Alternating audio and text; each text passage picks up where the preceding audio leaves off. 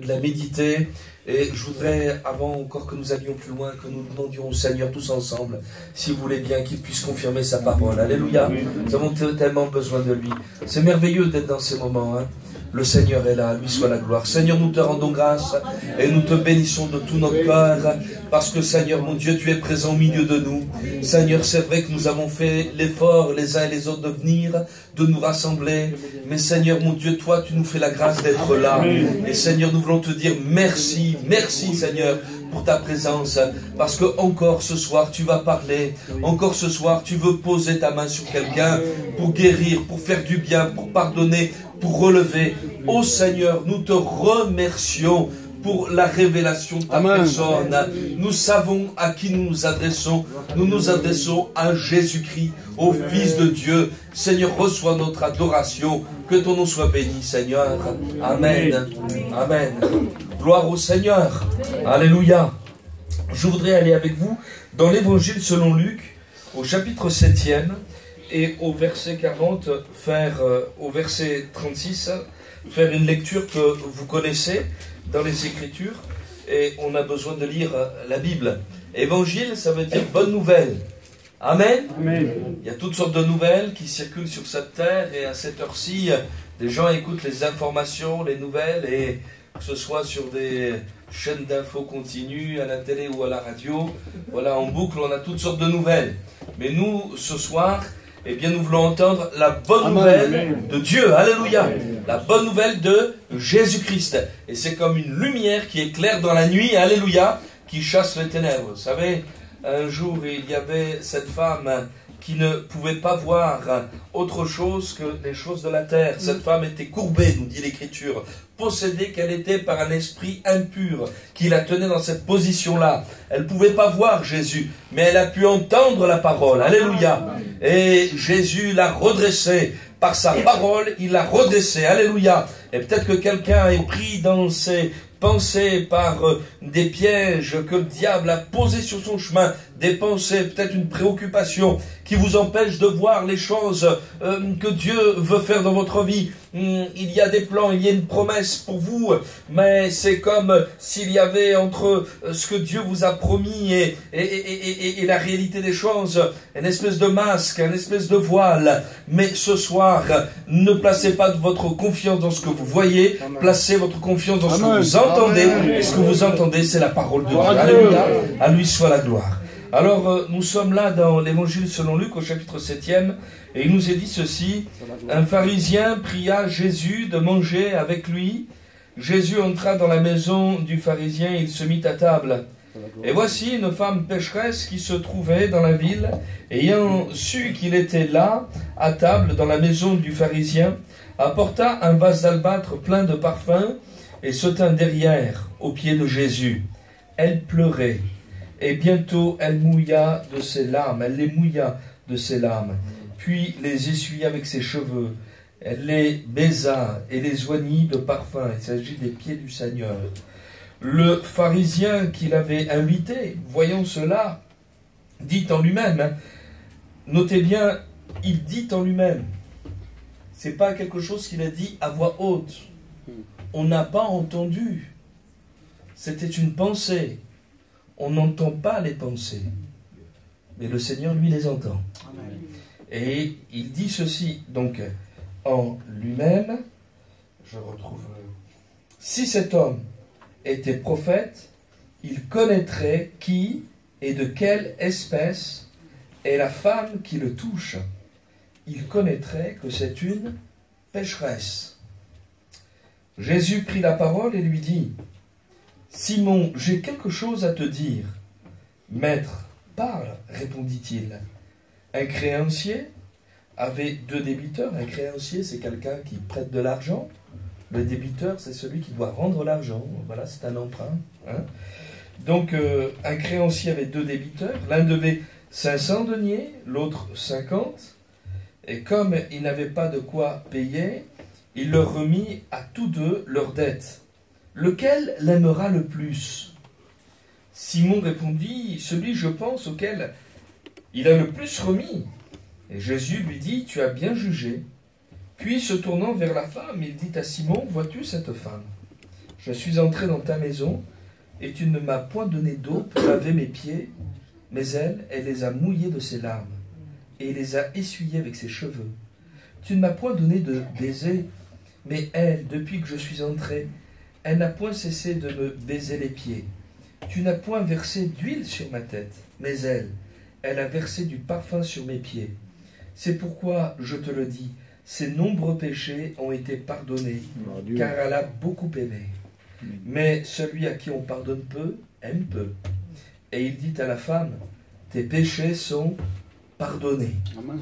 Ceux qui étaient à table avec lui se mirent à dire en eux-mêmes, qui est celui-ci qui pardonne même les péchés?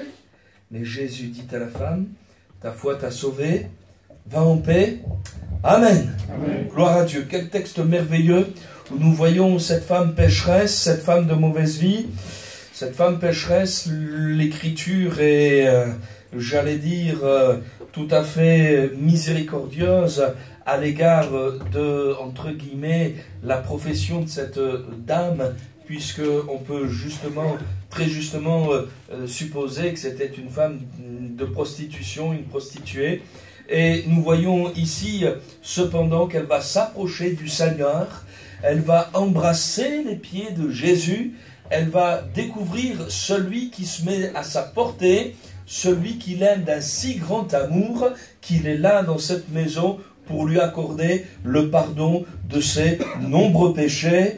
Et elle ressort, mais libérée, mais visitée par le Seigneur, de telle sorte que l'Écriture nous dit que Jésus lui dit ceci, mais ta foi t'a sauvé. Va en paix. Alléluia. Mais cette femme qui était là, prise dans son péché, étranglée par son vice et par tout ce qu'elle avait pu faire, parce qu'elle a osé placer sa foi en Jésus, Jésus l'a pardonnée. Alléluia. Elle est passée de la mort à la vie. Amen. De la puissance de Satan à celle de Dieu. Alléluia. Des ténèbres à la lumière. Et elle est repartie en paix. Alléluia. Est-ce que vous croyez que le Seigneur est capable encore de faire des œuvres comme cela? Alléluia.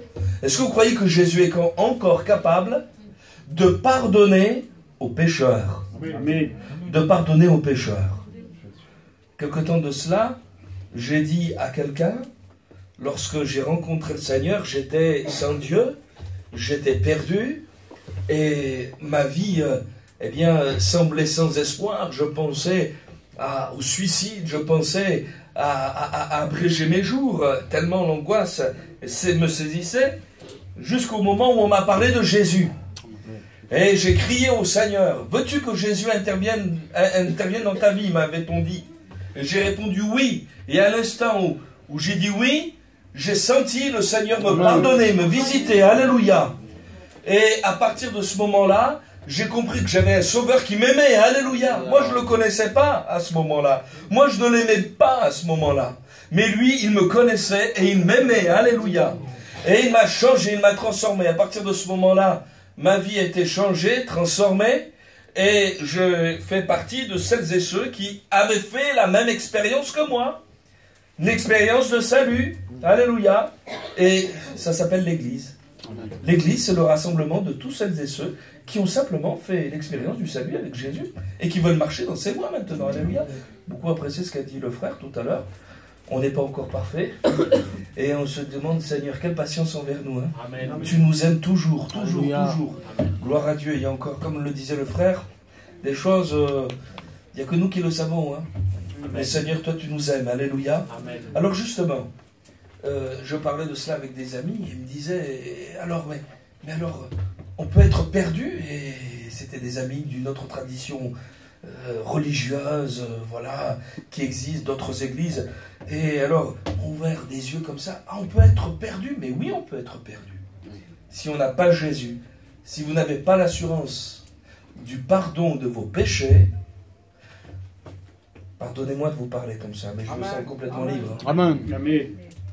Mais si vous n'avez pas la conviction que Jésus a pardonné vos péchés, chers frères, chères sœurs, chers amis, vous êtes perdus. Amen. Il faut qu'il y ait un jour où vous ayez accepté Jésus-Christ. Je me souviens du jour où, en larmes, j'ai compris que j'étais un pécheur. Je me souviens de ce jour-là où j'ai compris que c'était pour mon péché que Jésus est mort à la croix. Et quand je repense à ces moments-là, il y a comme une blessure. Parce que je me souviens d'où je viens. Je me souviens de ce que j'étais. Mais je me souviens que Jésus a tout payé pour moi au bois de la croix. Alléluia. Alors je crois que ce soir, le Seigneur veut nous parler. Frère parlait de ce qui peut se passer dans les cœurs, qu'on ne voit pas. Et moi, je voudrais vous parler, j'ai intitulé cette méditation, Jésus contre les apparences. Amen. Contre les apparences. Vous savez, les apparences, quelque chose, hein? Les gamins à l'école, il faut les habiller, hein? Parce qu'il faut qu'ils aient la paire de chaussures qui va bien. C'est quoi? C'est Nike Air? C'est ça? Le pantalon, voilà, avoir le survêt avec les cuissons du Barça, là, ou je ne sais quoi. Hein? Il faut avoir le portable, hein, avec tout ce qui s'ensuit.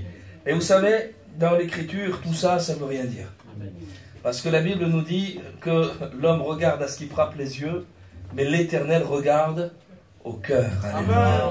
Et dans le livre des psaumes, au psaume 51, verset 8, c'est David qui, se repentant, lui, il s'était caché derrière toute une apparence, voulant cacher son péché, une situation d'adultère. Il avait commis un meurtre, il avait fait faire commettre un meurtre pour lui.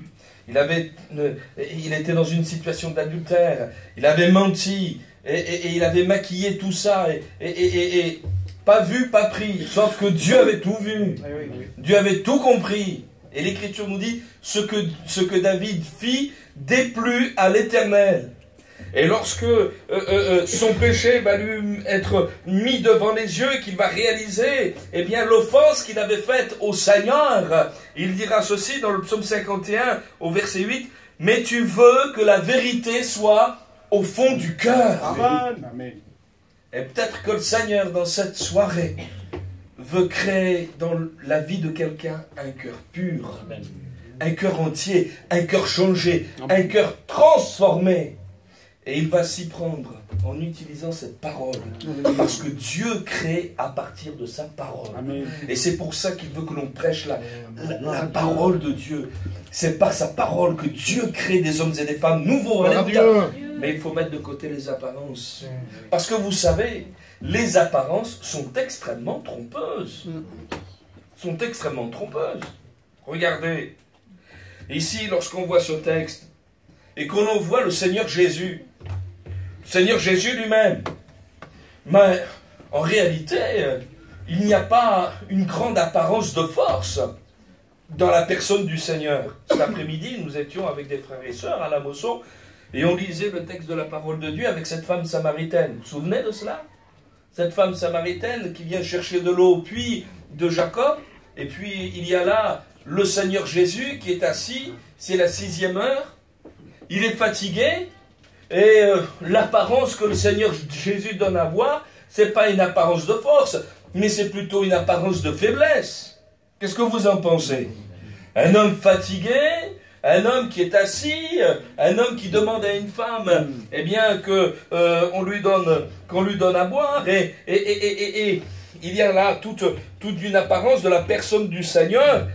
Mais vous savez, Jésus a accepté de se dépouiller de sa gloire. Et il est venu comme un simple homme sur cette terre, afin d'être à notre portée. Amen. Ce n'est pas à nous élever, mais c'est lui qui descend, Amen. Alléluia. C'est lui qui vient sur la terre des hommes, alléluia, pour apporter le salut dont nous avons besoin. Et je veux rendre grâce au Seigneur, lui rendre gloire. Merci Seigneur, de ce que tu te sois dépouillé de ta gloire, de ce que tu sois venu dans un corps de chair, parce que si on t'avait vu tel que tu es, mais aucun homme n'aurait pu subsister. On ne peut pas voir Dieu et vivre, on ne peut pas être dans la présence de Dieu ainsi, sans qu'il y ait la condamnation du péché, parce que le salaire du péché, c'est la mort, alléluia. Mais le don gratuit de Dieu en Jésus-Christ, c'est la vie éternelle, alléluia. Et le Seigneur a voulu dans sa grâce, comme d'une certaine manière, masquer sa gloire pour nous se manifester, eh bien, dans notre vie avec compassion, avec amour. Et je crois déjà que, au travers de ces chants, au travers de ces témoignages, vous l'avez entendu et compris. Mais Dieu vous aime, alléluia. Et s'il se met à notre portée, c'est pour nous arracher à notre vaine manière de vivre. C'est de nous comprendre. Il sait tes douleurs, il connaît bien tes souffrances intérieures. Il n'a pas cessé d'être Dieu. Il peut tout, il sait tout, il connaît tout. Mais il veut te tirer vers lui. Amen. Par des cordages d'amour. Alléluia. Il te connaît, il connaît tes faiblesses. Et il vient à toi parce que, il t'aime. Alléluia. Et au-delà des apparences, il y a Dieu qui agit. Alléluia. Même dans une salle comme celle-ci. Amen. Et, vous savez, bien souvent, le Seigneur emploie les moyens les plus humbles qui soient. Je pense à un homme de la Bible, Naaman. Vous vous souvenez de ce Naaman? Naaman, c'était un général syrien. Il était valeureux au combat, il avait gagné beaucoup de choses. Sauf qu'il avait un petit problème, c'est qu'il était lépreux. Alors, derrière sa cuirasse, ça ne se voyait pas. Mais lorsqu'il déposait l'armure, il y avait la lèpre qui était en train de le ronger, de le gagner. Peut-être que quelqu'un là est comme ceci, avec une apparence de gloire. Je réussis les affaires, etc., la famille. Mais lorsque vous rentrez à la maison, que vous posez, cette vie-là de la journée, il y a comme une lèpre, quelque chose qui vous ronge le péché. Je ne peux pas empêcher mes pensées de dérailler. Je ne peux pas empêcher, certaines habitudes de reprendre le dessus. Je voudrais bien y arrêter. Mais voilà, il y a ce contexte. Il y a la drogue. Il y a la cigarette. Il y a toutes sortes de choses perverses. Ça m'envahit. Et, vous savez, cet homme-là avait gagné bien des combats, mais ce combat contre la lèpre, il n'a pas réussi à le gagner. Et puis, il y avait une petite servante dans le foyer de Monsieur Naaman. Une servante, une petite fille. Et la petite fille a dit à la femme de Naaman, « Oh, si Naaman, mon Seigneur, allait en Israël, il y a un prophète de Dieu là-bas. Il lui imposerait les mains et ça serait terminé. » Dieu a employé une petite fille. Amen. La petite fille en a parlé à la maîtresse. La maîtresse en a parlé à son mari. Le mari en a parlé au roi. Et voilà, il est parti. Vous voyez, ça part du haut vers le bas. C'est Dieu qui nous élève. C'est pas nous de nous élever. Alléluia. Mais ça part du bas, humblement. Quand ça part du haut, ça ne marche pas. Le roi a parlé à l'autre roi. Voilà, ordonne que mon serviteur soit béni et soit guéri. Ça ne va pas marcher. Et le prophète est revenu et a envoyé un autre serviteur vers Naaman pour lui dire mais reviens et va te laver 7 fois dans le Jourdain. Et là Naaman s'est mis en colère. Oh là là, quelque chose de trop simple, mais est-ce que les fleuves de Syrie ne suffisent pas pour que je puisse aussi m'y plonger? Et il va refuser de faire cela. Heureusement des serviteurs, encore des serviteurs humbles. Humble. Dire, mais s'il t'avait demandé quelque chose de plus difficile, est-ce que tu ne l'aurais pas fait? Alors à combien plus forte raison accepte? Vous comprenez? Jésus, qui a pris une apparence humble, une forme, nous dit l'Écriture, de serviteur. Non pas ma volonté, mais ta volonté. Amen. Écoutez, chers frères et sœurs, et peut-être toi qui es dans une situation où tu essayes de t'en sortir, tu n'y arrives pas. Passerais-tu à côté de ces moments merveilleux où tu es en train de considérer que le Fils de Dieu s'est humilié, s'est abaissé jusqu'à devenir un serviteur pour te secourir à toi? Amen. Pour venir dans ta vie à toi? Mais déposons tout orgueil. Oui, amen. Et disons, mais Seigneur, mais viens dans ma vie. Amen. J'ai besoin de toi. Alléluia. J'ai besoin que tu interviennes. Je te demande pardon pour mon orgueil. Amen. Je te demande pardon parce que j'ai cru que je savais tout, que je pensais comme il fallait penser, mais j'y arrive pas, Seigneur. C'est la vérité. Viens à mon aide. Alléluia. J'ai besoin de toi, Seigneur. Et c'est effectivement, eh bien, ce que le Seigneur veut faire. Et il est accessible. Alléluia. Une apparence de faiblesse, mais la force, elle est en Jésus. Amen. Par contre, vous avez remarqué que ce pharisien, cet homme religieux, lui, il avait une apparence de piété. Vous savez que la Bible nous dit, c'est l'apôtre Paul qui dira cela, que dans les derniers jours, il y aura des temps difficiles, et il nous parle d'hommes qui auront l'apparence de la piété, mais qui en renieront ce qui en fait la force. Qu'est-ce que c'est la piété? La piété, c'est être attaché à Dieu, être près de Dieu. C'est ça ce que ça veut dire. Ce pharisien, c'était un homme religieux qui observait la loi d'une manière tout à fait forte, sérieuse. Même, ils ajoutaient des choses à la loi pour se rendre encore pur davantage. Et nous voyons là ce pharisien qui prie Jésus de venir, qui reçoit Jésus, et puis quand il reçoit Jésus, il ne reçoit pas que Jésus, il reçoit aussi 12 disciples.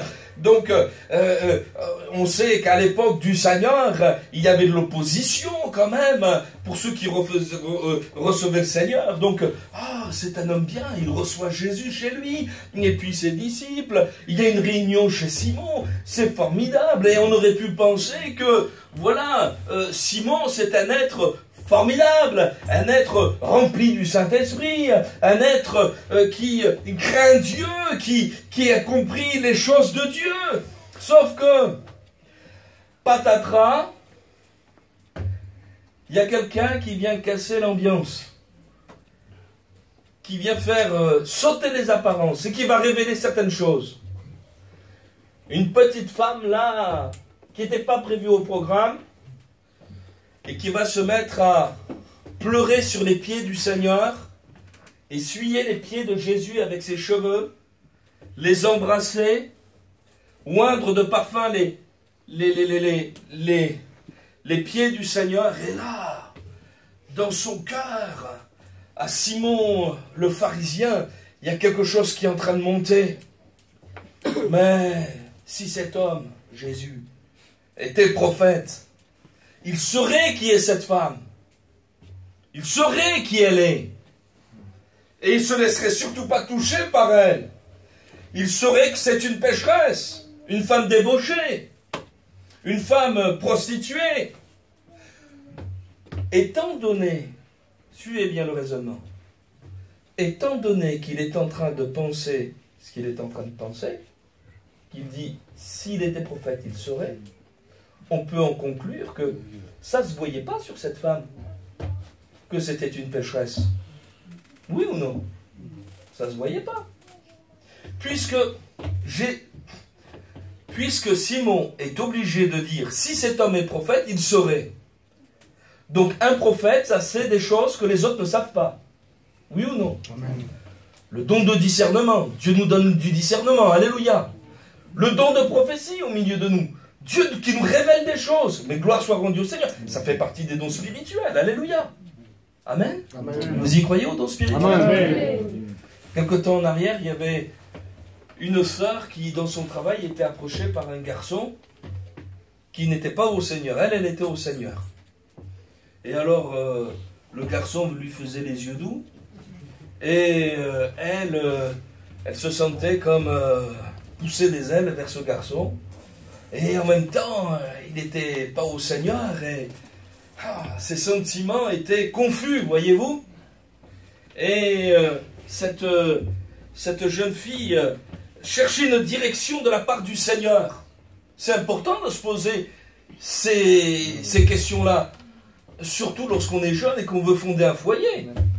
Il ne s'agit pas de bâtir son foyer avec n'importe qui, mais de fonder son foyer avec quelqu'un qui aime le Seigneur. Alléluia. Parce que lorsqu'on fonde son foyer avec quelqu'un qui ne connaît pas Jésus, et peut-être y en a-t-il au milieu de nous, on sait qu'on a beaucoup de complications, de peines, de chagrins, d'opposition. Et nous voulons prier pour que les conjoints qui ne sont pas à Jésus, les conjoints, les conjointes, se donnent au Seigneur. Alléluia. Mais quant à choisir, vaut mieux commencer avec les deux parties, le mari et son épouse, l'épouse et son mari, qui marchent avec le Seigneur. Alléluia. Et elle se posait ces questions-là. Et dans l'église, un don spirituel, une prophétie. Il dit, mais voilà, tu es comme une colombe, et il y a un oiseau de proie qui est en train de tourner autour de toi, mais il va fondre sur toi. Il faut que tu t'échappes, que tu sortes de cette situation. Mon enfant, tu es comme une colombe, enfuis-toi. Voilà. Et elle, ça la touche. C'est simple, hein? Une colombe, un oiseau de proie, etc. Vous savez, des fois, le Seigneur, quelqu'un aurait pu dire, ça c'est un don spirituel. Ça c'est un don spirituel. Ouais, mais ça lui a parlé. Parce que cette jeune fille, elle était d'origine espagnole. Et colombe, en espagnol, ça se dit comment? Paloma? Paloma. Eh bien, c'était son prénom. Elle s'appelait Paloma. Alléluia. Et quand on lui a parlé de colombe, elle a dit, mais c'est moi. Et alors, elle a tout de suite compris. Elle a ouvert les yeux, enfin. Et en réalité, c'est vrai que cet homme avait d'autres vues. Je ne pensais pas du tout au mariage. Je pensais qu'il y a une seule chose, c'était profiter de cette jeune fille. Et merci Seigneur. Alléluia. Elle s'est enfuie de cette situation-là. Amen. Gloire à Dieu. Gloire à Dieu. Mais là, il y a quelque chose. Je reviens. Les apparences sont trompeuses. Puisque ce n'est pas écrit sur le front de cette femme que c'est une débauchée. Puisque ça ne se sait pas. Dis-moi, je le fais parler, je pose la question à Simon. Simon, comment toi, qui marches dans les voies de Dieu, soi-disant, qui reçoit Jésus chez toi, qui est un homme vertueux parmi les vertueux, comment toi, tu connais cette femme alors que tu ne devrais jamais la connaître? Dites-moi. Il y a des adultes au milieu de nous, hein? Et je crois qu'il n'y a qu'une seule manière, excusez-moi, hein, pour que cet homme ait pu connaître cette prostituée, c'est qu'il la connaissait d'une autre manière. Excusez-moi de vous parler comme ça. Mais derrière l'apparence de la piété, cet homme était un pécheur. Cet homme vivait dans le péché. Et il se servait de son apparence pour tromper le monde.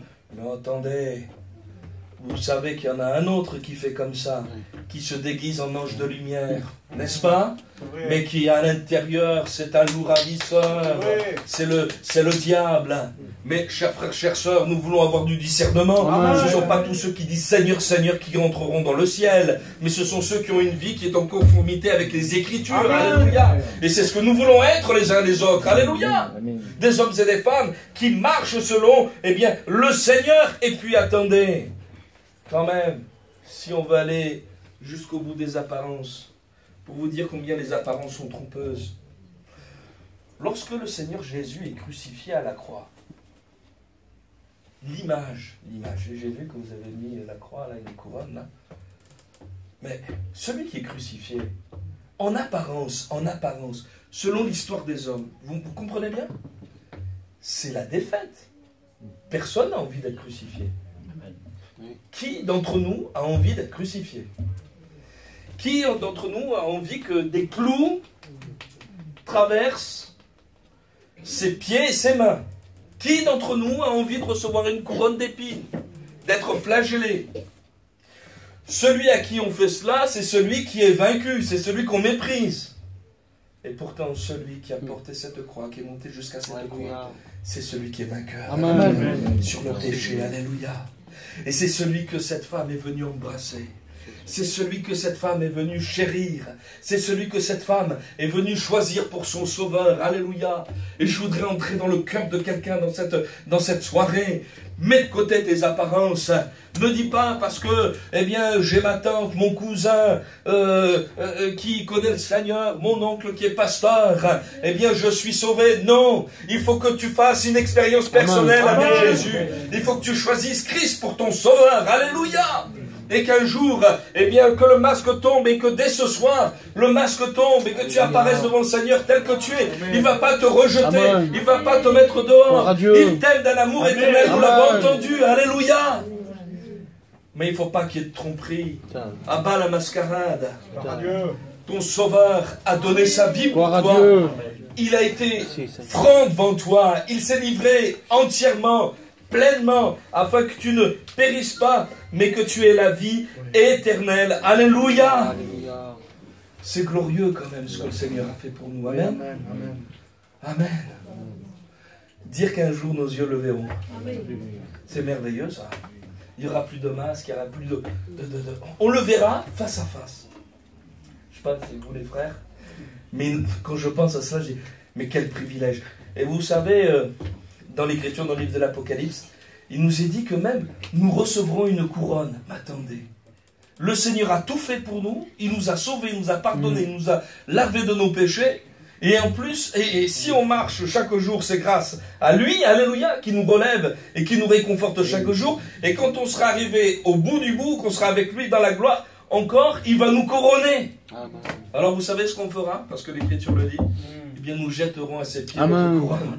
Non pas à nous la gloire, Seigneur, mais à toi la gloire, alléluia. Parce que c'est toi qui es le Dieu d'amour, c'est toi qui es tout puissant, et c'est toi, eh bien, qui est digne d'être honoré, alléluia. Alors, une apparence de faiblesse, mais l'amour, il est là en Jésus. Une apparence de défaite, mais la victoire, elle est là en Jésus. Par contre, une apparence de piété, mais c'était le mensonge qui était derrière, le péché qui était toujours là et qui n'était pas débarrassé. Par contre, cette femme, elle est venue telle qu'elle était. Elle est venue dans une apparence, j'allais dire, provocante. Cette femme-là qui entre... j'allais dire, dans un endroit où elle n'était pas invitée, c'est quand même provoquant. Enfin, imaginez, vous êtes dans un repas, vous avez invité vos enfants, vos petits-enfants, et puis il y a quelqu'un que vous connaissez, ni d'Ève ni d'Adam, qui surgit dans la salle à manger et qui se met à faire ça. Vous dites, mais qu'est-ce que ça veut dire cette histoire-là ? Mais en réalité, cette femme, elle vient comme elle est. Elle a compris qui était Jésus. Et elle parle avec vérité. Je me souviens, nous avons eu une mission d'évangélisation il y a quelque temps. Et le frère qui était là, eh bien, a prêché l'évangile avec zèle. À l'appel, des amis se sont levés. On a prié pour les malades. Mais dans mon cœur, je sentais qu'il y avait quelque chose qui n'était pas encore fait, quelqu'un qui devait se lever, quelqu'un qui devait craquer devant le Seigneur. Et j'ai dit, on ne va pas terminer encore, on va prier le Seigneur, on va demander à Dieu sa grâce. Il y a quelqu'un qui doit encore répondre à l'appel de Dieu. Et voilà, quelques secondes passent, et vous savez, dans ces moments-là, les secondes sont longues. Et dit, bon, on va reprendre le cours de la réunion, et au moment où je veux reprendre la parole, il y a une dame au fond de la salle qui se met à pleurer devant le Seigneur. Mais à pleurer devant le Seigneur. Et qui demande pardon pour ses péchés. Pardon pour ce qu'elle a fait. Pardon pour ce qu'elle est. Et qui reçoit le pardon de ses péchés en Jésus. Alléluia. Mais maintenant, nous sommes heureux de voir une famille reconstruite, renouvelée. Alléluia. Parce qu'il y a quelqu'un, alléluia, qui a décidé de poser le masque, qui a décidé de dire, mais je viens au Seigneur tel que je suis, et je voudrais dire à quelqu'un, tu es peut-être pris dans un piège, dans un filet, dans le péché, ça te fait honte, et tu en rougis, mais l'Écriture nous dit ceci, là où le péché a abondé, la grâce de Dieu a surabondé, alléluia. C'est merveilleux ce que le Seigneur fait. Je pense que cette femme, elle avait le cœur blessé. Vous savez, il y a des blessures qui sont extérieures et on prie pour les malades. Mais il y a des blessures qui sont intérieures. Ça ne se voit pas non plus. En apparence, tout va bien. Je souris. Mais à l'intérieur, il y a un cœur qui pleure. Il y a un cœur qui est désespéré. Parce qu'il a fait ce qu'il ne fallait pas faire. Et devant Dieu, il y a une plaie qui est ouverte. Mais là, elle découvre l'amour du Seigneur. Vous savez ce que Jésus a dit de lui-même? Je suis venu pour guérir ceux qui ont le cœur brisé. Alléluia. Et elle s'est mise à pleurer devant le Seigneur. Les pieds de Jésus, les pieds du Fils de Dieu, qui ont touché une terre maudite par le péché. Les pieds de Jésus, qui sont venus pour annoncer la bonne nouvelle de l'Évangile, jusqu'à ce soir encore, ici à Figuerolles, pour que tu puisses entendre le beau message de l'évangile. Le Seigneur n'a pas craint d'envoyer son esprit, son église, ses serviteurs, pour que tu puisses entendre le merveilleux message de l'amour du Seigneur. Amen. Je ne vous connais pas, mais le Seigneur vous connaît. Amen. Mais je sais ce qu'il veut que vous entendiez. Dieu vous aime. Amen. Jésus t'aime. Alléluia. Jésus t'aime. Et il veut te sortir de ce péché, de cette boue. Il veut te laver, il veut te purifier. Et cette femme a cru dans l'amour de Dieu. Jésus n'a jamais dit, je mettrai dehors celui qui vient à moi. Il n'a jamais dit cela. Au contraire, il a dit, venez à moi. Amen. Vous tous qui êtes fatigués et chargés, et je vous donnerai le repos. Un jour, tandis que j'avais fait une dure journée de travail il y a des années de cela, j'étais dans une autre ville et je faisais des voyages dans certaines villes pour le travail. Et j'avais l'habitude d'aller, après la journée de travail, dans la réunion de la ville où je me trouvais. Et ce jour-là, j'étais vraiment cassé. Et voilà, je me douche, etc. Et me dit, mais j'ai pas envie d'aller à la réunion ce soir, Seigneur. Pourtant, il y a une réunion, si je la rate, ça fait rien. Je suis pas connu dans cette ville, déjà l'apparence. Voilà, hein, ça... ouais, mais... non, mais Seigneur, je vais aller à la réunion. Qu'est-ce que je vais faire? Je vais rester devant la télé, mais qu'est-ce que c'est cette histoire? Vaut mieux se trouver là où sont les frères et sœurs. Alléluia. Alors, fatigué, je prends la voiture. Et ce soir-là, c'était pas le pasteur de cette assemblée qui était là. Un ancien qui a prêché la parole, qui l'a bien prêché. Et qui a dit ceci, reprenons l'histoire de la femme samaritaine. Même fatigué, Jésus n'a jamais mis dehors celui qui venait à lui. Moi j'étais fatigué et je ne voulais pas venir.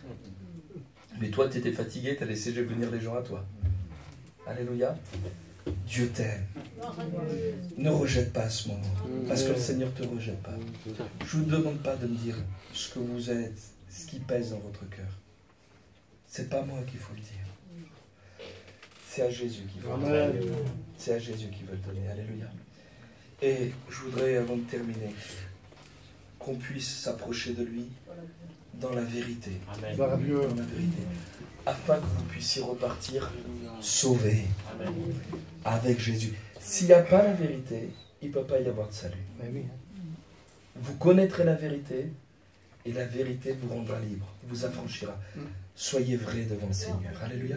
On prie le Seigneur.